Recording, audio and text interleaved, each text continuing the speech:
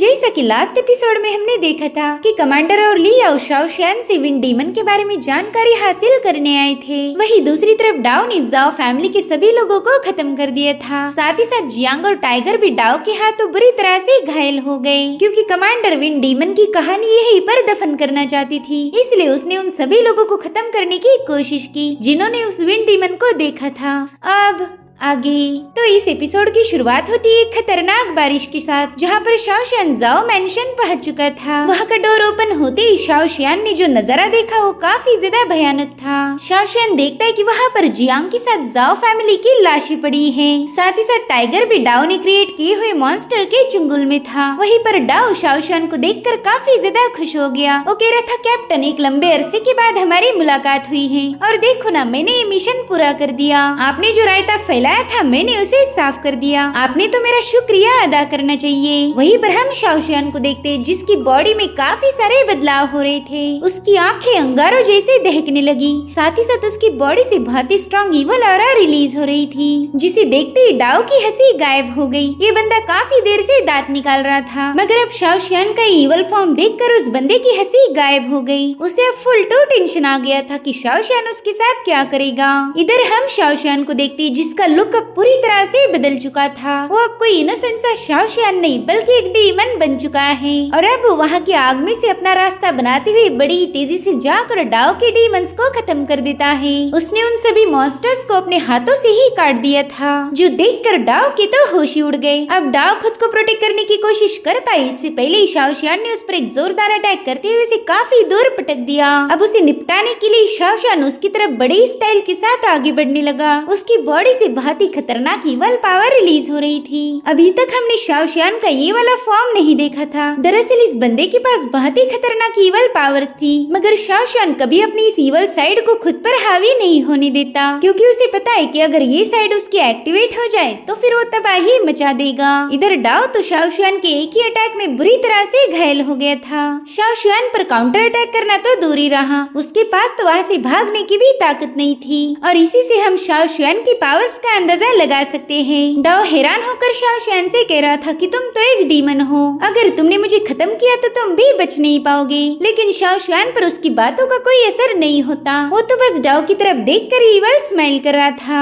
इसलिए डाओ भी अब खुद को प्रोटेक्ट करने के लिए अपने मॉन्स्टर्स को रिलीज कर देता है। उसने एक साथ कई सारे मॉन्स्टर्स का यूज करते हुए शाओशियान पर अटैक कर दिया, लेकिन शाओशियान ने पलक झपकाते ही एक ही हाथ में उसके सभी मॉन्स्टर्स को काट दिया, जो देखकर तो डाओ के होश ही उड़ गए थे। वो समझ गया था कि अब वो चंद ही लम्हों का मेहमान है, क्योंकि शाओशियान थोड़ी देर में उसे खत्म कर देगा। और उतने में ही शाओशियान उस पर एक जोरदार अटैक कर देता है, जिसमें वो पूरा मेंशन शेक होने लगा। साथ ही साथ वहाँ पर बहुत ही स्ट्रॉन्ग इवल पावर रिलीज हो रही थी और फिर एक जोरदार ब्लास्ट के साथ वहाँ पर सन्नाटा छा गया। साथ ही साथ शाओशियान भी अपने रियल फॉर्म में आ चुका था। लेकिन हम देख पाते हैं कि डाओ की सांसें अभी भी चल रही हैं, क्योंकि उसके भाई लियाओ ने बीच में आकर अपने हेवी वेपन से शाओशियान के अटैक को रोक दिया था। अगर लियाओ वह सही वक्त पर नहीं आता तो शायद डाओ नरक के द्वार पर पहुंच चुका होता। तब तक वहाँ पर कमांडर भी पहुंच चुकी थी। वो तालियां बजाते हुए शाओशियान की तारीफें करने लगी। वो कहती, वाह शाओशियान, मुझे तो कभी लगा ही नहीं था कि तुम अपने ही कलीग पर हमला कर दोगे। शाओशियान, फाइनली तुम समझदार हो गए। अब तुम भी अपनी सिस्टर जैसे इवल लोगों में गिने जाओगे। और सच बताओ तो मुझे इस बात से काफी ज्यादा खुशी हुई। मुझे तो तुम पर नाज है। इतने सालों तक तुमने अच्छा बनने का नाटक किया, लेकिन तुम भी मेरे जैसे ही हो। वहीं पर शाओशियान को अपने किए पर काफी ज्यादा पछतावा हो रहा था। वो कहता है कि ये मैंने क्या कर दिया, जिस पर कमांडर कहने लगे कि इसमें हैरान होने की क्या बात है, यही तो तुम्हारी असली पहचान है, एक इंसान के खाल में डीमन। जिस पर शाओशियान कह रहा था कि तुम झूठ बोल रही हो, वो मैं नहीं बल्कि कोई और था। मुझे ऐसा लगा कि किसी ने मेरी बॉडी को कंट्रोल किया है। जिस पर कमांडर कहने लगी कि खुद को झूठा दिलासा देने की जरूरत नहीं, तुम अच्छे से जानते हो कि तुम्हारे अंदर एक पावरफुल डीमन छुपा है। दरअसल हम दोनों ने भी ची फैमिली की सबसे पावरफुल ब्लड लाइन को इनहेरिट किया है और इसी वजह से ज्यादा गुस्सा करने पर हमारी डिमोनिक साइड एक्टिवेट हो जाती है। अब जमीन पर पड़ने वाली शैडोज में हम कमांडर का रियल चेहरा देख पाते हैं। वो एक बहुत ही खतरनाक डीमन थी। तभी शाओशियान उससे कहने लगा कि तुम में और मुझ में जमीन आसमान का फर्क है। मैं हमेशा जस्टिस के लिए फाइट करता हूँ। एक डीमन हंटर होने के नाते मैंने हमेशा दूसरों की मदद की है। जिस पर कमांडर कहने लगी कि तुम कौन सी जस्टिस की बात कर रहे हो, तुम लोगों की जान बचा कर उनकी नजरों में अच्छा बनते हो, लेकिन आज यहाँ तुमने डाओ पर अटैक करके तुम उसके भाई लियाओ की नजरों में ईवल बन चुके हो।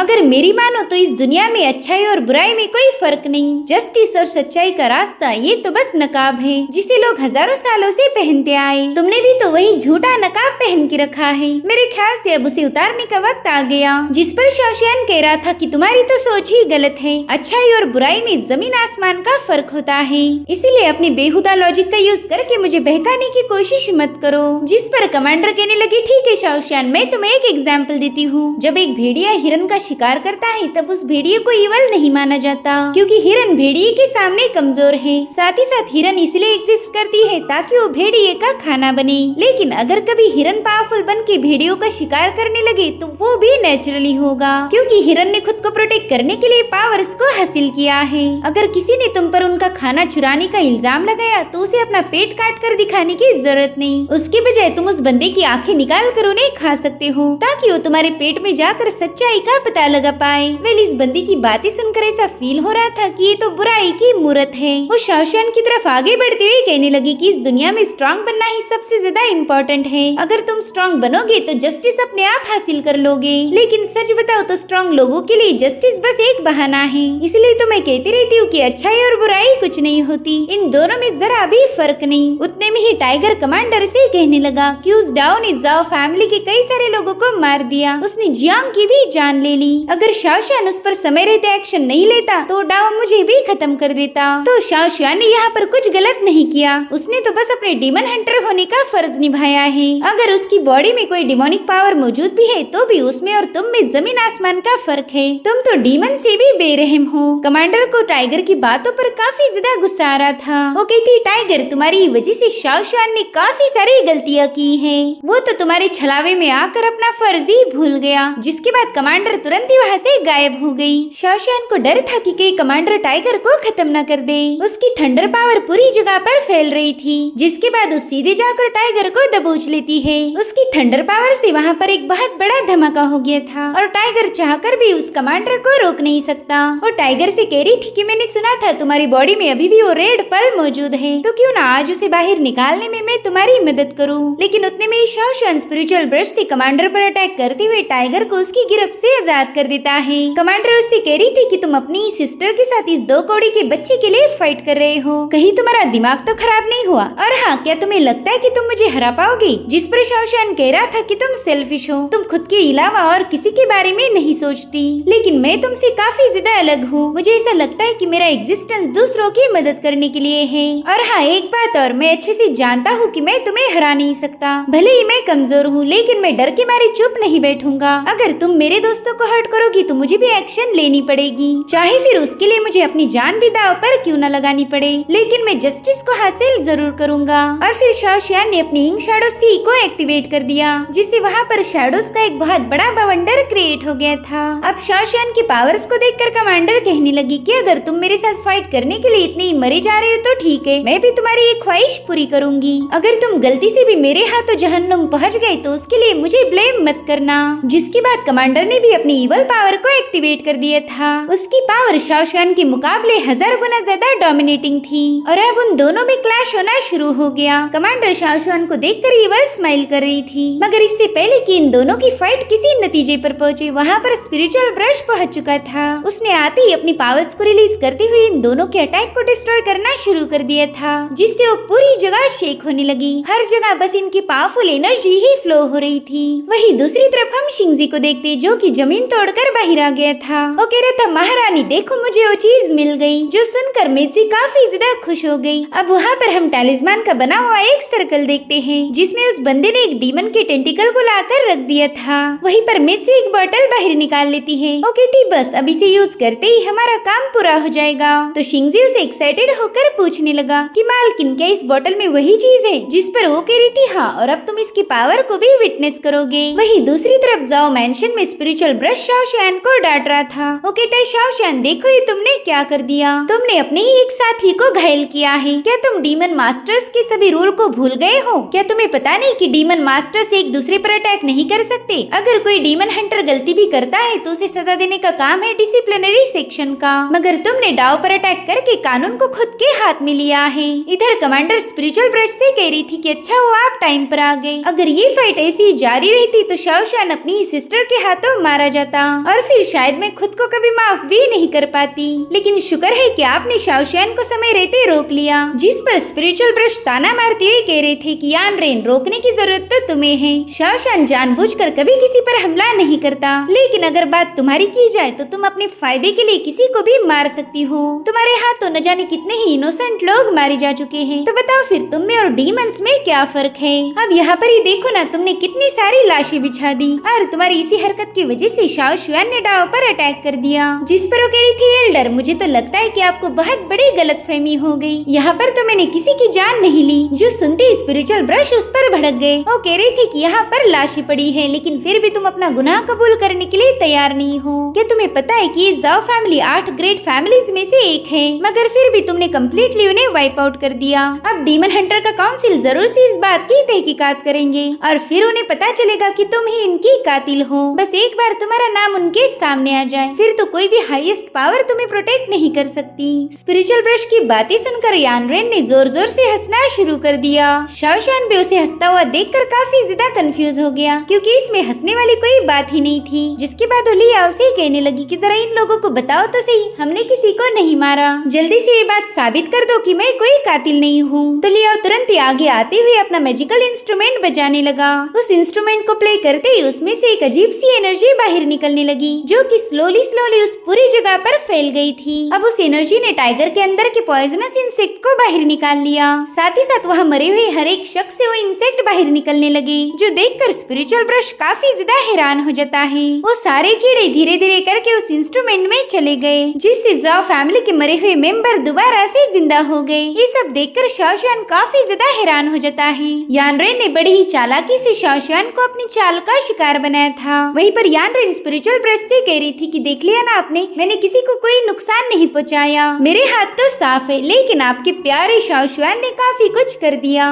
उसने बेहोश पड़े लोगों के लिए अपनी ही साथी पर जानलेवा अटैक कर दिया। अब मुझे पूरा यकीन है कि एल्डर डाओ को जस्टिस दिलाएंगे, क्योंकि शाओशान ने बेवजह ही उसे बेरहमी से घायल किया है। स्पिरिचुअल ब्रश अब काफी ज्यादा कंफ्यूज हो गए थे। उन्हें तो समझ ही नहीं आता कि यानरेन को क्या जवाब दिया जाए। फिलहाल की सिचुएशन को देखा जाए तो शाओशान की ही गलती मानी जाएगी, और ये बात शाओशान भी अच्छे से जानता था। इसलिए उस स्पिरिचुअल ब्रश से कहने लगा कि एल्डर, मैं जानता हूँ मुझसे बहुत बड़ी भूल हो गई, मैं किसी के छलावे का शिकार बन चुका हूँ, लेकिन अब गलती हो ही गई है तो मैं पनिशमेंट के लिए तैयार हूँ। वहीं पर यानरेन कह रही थी कि चलो फाइनली शाओशान ने अपनी गलती मान ली, जिसके बाद लियाओ को हुक्म देती कि जाकर शाओशान को अरेस्ट कर लो। लेकिन तभी टाइगर और जियांग बीच में आ जाते हैं। वो लियाओ से पूछ रहे थे कि आखिर तुम शाओशान को अरेस्ट क्यों कर रहे हो, वो तो बस हमें बचा रहा था, अगर अरेस्ट करना ही है तो इस बंदी को करो, इसी ने हमें हर्ट किया था। जिस पर यानरेन टाइगर को कहने लगी कि बच्चे, ये हमारे डीमन हंटर के रूल है, हम एक दूसरे पर हमला नहीं कर सकते,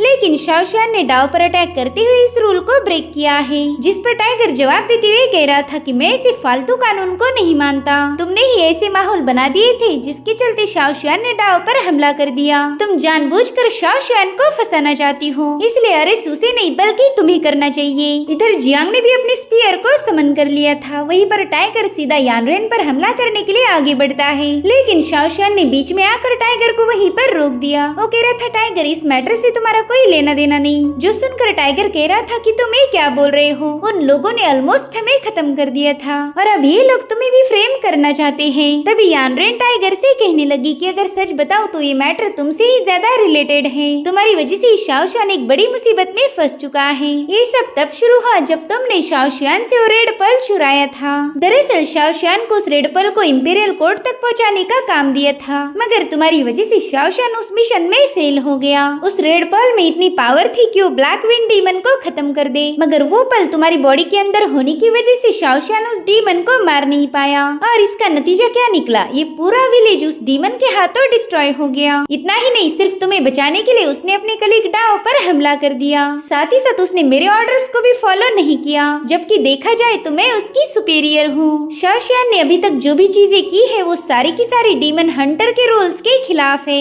उसने इतने सारे क्राइम्स किए हैं कि अब उसे पनिशमेंट के लिए कैपिटल भेजा जाएगा, जहाँ पर शाओशियान को सजाए मौत दी जाएगी और उसके जिम्मेदार होंगे तुम, क्योंकि उसने ये सब बस तुम्हें प्रोटेक्ट करने के लिए किया था। ये सब सुनकर तो टाइगर काफी ज्यादा शॉक हो गया था। वो शाओशियान से पूछता है कि क्या ये सच बोल रही है। इस पर भले ही शाओशियान ने कोई जवाब नहीं दिया, मगर उसकी खामोशी सब कुछ बयां कर रही थी। वहीं पर टाइगर को अब काफी ज्यादा गिल्टी फील होने लगा, क्योंकि उसकी वजह से शाओशियान को अब पनिशमेंट मिलेगी। तभी यानरेन टाइगर से कहने लगी कि बच्चे, अगर तुम्हें शाओशियान से जरा भी लगाव है तो रेड पर्ल वापस कर दो, इससे शाओशियान का एक गुनाह कम हो जाएगा। इससे शाओशियान को सजाए मौत नहीं मिलेगी, मगर तुम इसमें मारे जाओगे, क्योंकि वो रेड पर्ल तुम्हारी बॉडी के साथ पूरी तरह से मर्ज हो चुका है। अगर हमने उसे फोर्सफुली अलग किया तो तुम मारे जाओगे। ये सब सुनकर टाइगर काफी ज्यादा शॉक हो गया था। वहीं पर यानरेन कह रही थी कि तुम ही तो अभी इंसाफ की बातें कर रहे थे, तुम नहीं चाहते थे कि शाओशियान को पनिशमेंट मिले, लेकिन जैसे ही बात तुम्हारी मौत पर आई तुम खामोश हो गए। मैंने तो शाओशियान को पहले ही बताया था कि तुम किसी के सगे नहीं हो,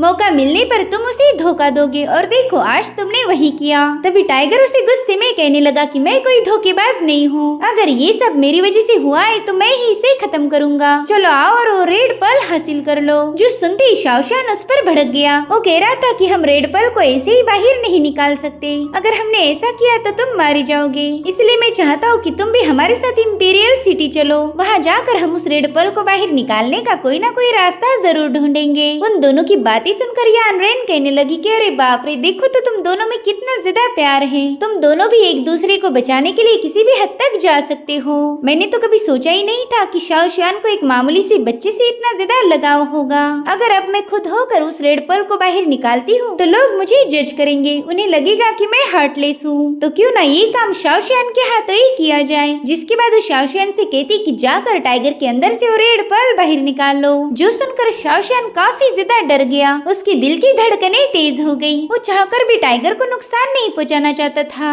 तभी यानरेन उससे कहती कि मैं तुम्हारी सीनियर हूँ, मेरे ऑर्डर्स को फॉलो करना ही तुम्हारी ड्यूटी है, अगर तुमने मेरी बात नहीं मानी तो फिर मुझे एक्शन लेना पड़ेगा, और तुम तो जानते ही हो कि मेरे एक्शन लेने के बाद क्या होता है। जो सुनकर शाओशियान उस पर काफी ज्यादा भड़क गया था, मगर वो अच्छे से जानता है कि अगर यानरेन को गुस्सा आ गया तो फिर वो यहाँ पर लाशों के ढेर लगा देगी। और उसी वक्त टाइगर ने शाओशियान के कंधे पर हाथ रख दिया। वो कह रहा था मेरे भाई मुझे माफ कर दो, मेरी वजह से तुम्हें काफी सारी मुश्किलों का सामना करना पड़ा। क्या तुम्हें पता है मैं इस दुनिया में बस दो लोगों से ही प्यार करता हूँ, एक थी मेरी माँ और एक हो तुम दोनों ही मेरे लिए सबसे ज्यादा इम्पोर्टेंट हो। मेरे भाई तुम एक बहुत अच्छे इंसान हो और शायद इसी वजह से तुम्हारे साथ बुरा होता आया, मगर अब तुम्हें टफ होना होगा। तुमने हमेशा दूसरों को प्रोटेक्ट किया, लेकिन आज मैं चाहता हूँ कि तुम सेल्फिश बनकर खुद के लिए सोचो। प्लीज वो रेड पर्ल मेरे अंदर से बाहर निकालो। जिसके बाद वो जबरदस्ती शाओशियान का हाथ पकड़कर अपने पेट पर लगा देता है। वो कह रहा था कि जल्दी से उस चीज को बाहर निकालो। शाओशियान ने बिल्कुल भी करना नहीं चाहता था, मगर फिर भी उसने अपने दिल पर पत्थर रख के टाइगर की बात मान ली। वो अपनी पावर्स को एक्टिवेट करते हुए इस रेड पर्ल को बाहर खींचने लगा, जिससे टाइगर को काफी ज्यादा तकलीफ हो रही थी। और फिर एक पावरफुल एनर्जी ब्लास्ट होते हुए वहाँ पर रेड पर्ल बाहर आ जाता है। वहीं पर टाइगर यानरेन से कहने लगा कि तुम शाओशियान को सप्रेस मत करो, वो एक रोशनी है और तुम हो अंधेरा, वो एक दिन जरूर से तुम पर जीत हासिल करेगा। जिसके बाद वो बेजान होकर नीचे गिर गया। वहीं पर यानरेन ईवल स्माइल कर रही थी। उसने शाओशियान के हाथों उसी बंदे को चोट पहुंचाई जिससे उसे काफी ज्यादा लगाव था। वहीं पर शाओशियान उसे बताने लगा कि इस बंदे की कल्टीवेशन कोर ब्रेक हो चुकी है, अगर ये गलती से भी जिंदा बच गया तो अपाहिज की जिंदगी से जीनी पड़ेगी। तुमने इस बच्चे को जीते जी मौत दी है, मेरे ख्याल से अब तुम्हें काफी अच्छा महसूस हो रहा होगा। तो यानरेन ने तुरंत ही जाकर शाओशियान को पीछे से प्यार से हक कर लिया। वो कह रही थी ये हुई ना मेरे भाई वाली बात। जिसके बाद वो शाओशियान को लेकर सीधा इंपीरियल सिटी के लिए रवाना हो गई। वहीं पर टाइगर जबरदस्ती अपनी आंखें खोलने की कोशिश कर रहा था ताकि वो शाओशियान को आखिरी बार देख पाए, और फिर शाओशियान को देखते देखते ही उसकी आंखें बंद हो गई। जाओ फैमिली के लोग उसे संभालने की कोशिश कर रहे थे, मगर टाइगर ने उन्हें कोई रिस्पांस नहीं दिया। वहीं दूसरी तरफ मिर्जी ने उस लिक्विड को डीमन के टेंटिकल पर पोर कर दिया। उसके ऐसा करते ही वो डीमन टेंटिकल काफी ज्यादा बढ़ जाता है। थोड़ी देर में वो विशाल डीमन अपनी ह्यूमन फॉर्म में आ चुका था। अब मिर्जी के इरादे क्या थे ये फिलहाल तो हमें बताए नहीं गए, मगर इसी बंदी की वजह से टाइगर और शाओशियान को दूर होना पड़ा। और इसी के साथ एपिसोड यहीं पर एंड हो जाता है। Thank you so much for watching. Bye bye, take care.